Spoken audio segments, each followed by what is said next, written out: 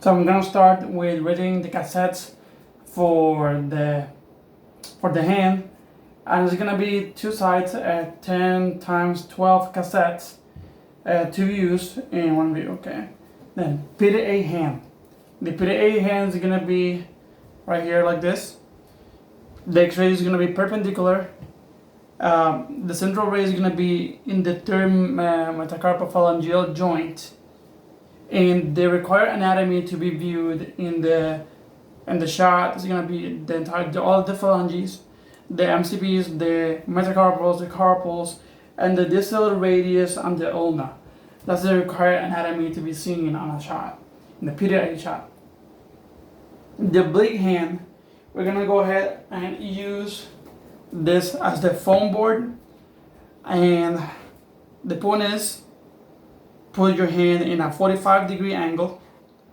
The central ray, all the fingers should be parallel, perfectly parallel aligned. Then the central ray is going to be again intermetacarpal, and the required anatomy to be seen on this shot is all the phalanges, the carpals, the metacarpals, the distal radius, and the distal ulna. All of those. Okay?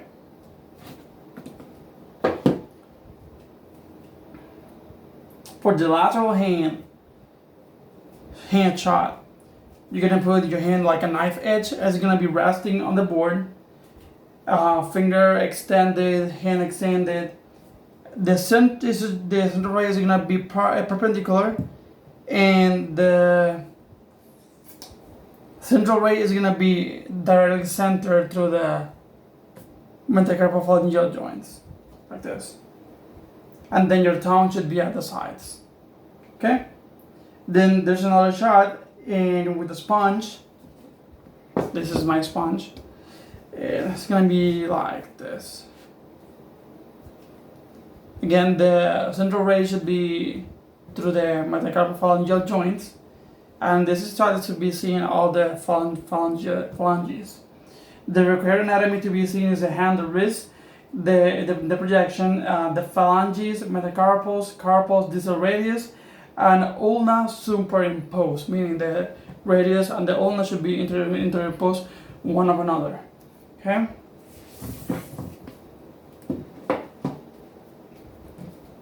Now looking for the wrist is gonna be another cassette that has four views, the cassette, like this, 4.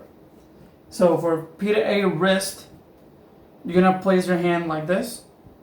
The central ray should be perpendicular and mid-carpal, like that, mid-carpal. And the anatomy required to be seen is the carpals, the distal ends of the radius, ulna, and the proximal ends of the metacarpals. Okay. The PDA oblique wrist, we want it to be like this, and we want to put it in a 45-degree angle, like that. And you want your central ray to be perpendicular again, and it's gonna be centered to the distal radius. So this is the radius right here, and this is the distal part. So you want it in the middle of the central ray in a 45-degree angle. And the anatomy demonstrated should be the oblique projection of the carpals. The lateral wrist, you're gonna place your hand in a resting position, like a knife edge, and you're gonna put your hand like this, completely resting, elbow flex, 90 degrees, and rest of the ulna and the surface. Just adjust the forearm and hands so that our line through the carpal is perpendicular, completely perpendicular to the film. Then you want your central ray to be directly perpendicular to the wrist, meaning the carpals.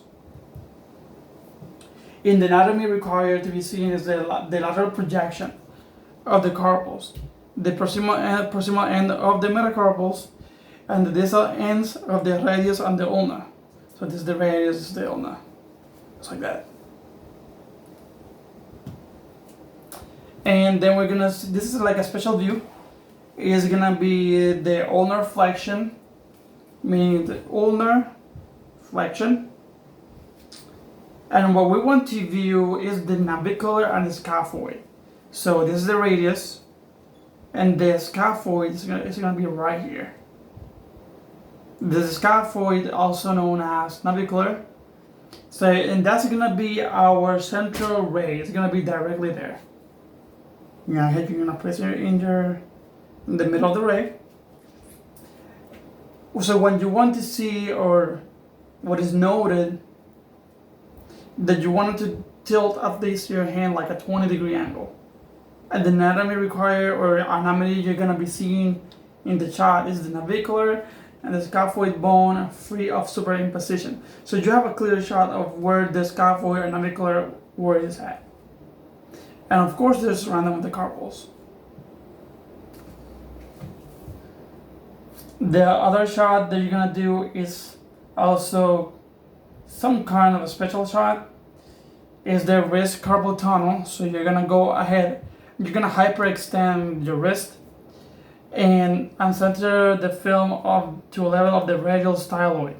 So this is the radius, and this is your stylo process right here. So your central ray should be directly 25 to 30 degrees cephalic to the center. So it should be around your stylo process, and then 1 inch above should be around right here, about right here, yeah.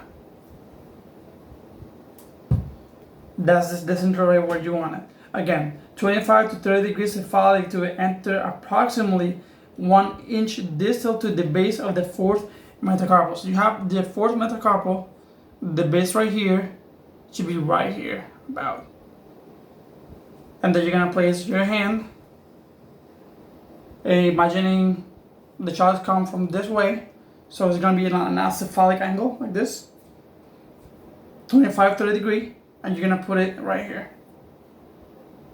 And the anatomy you're gonna be seeing is the tangential projection of the carpal canal, including palmar aspects of the greater multiangular.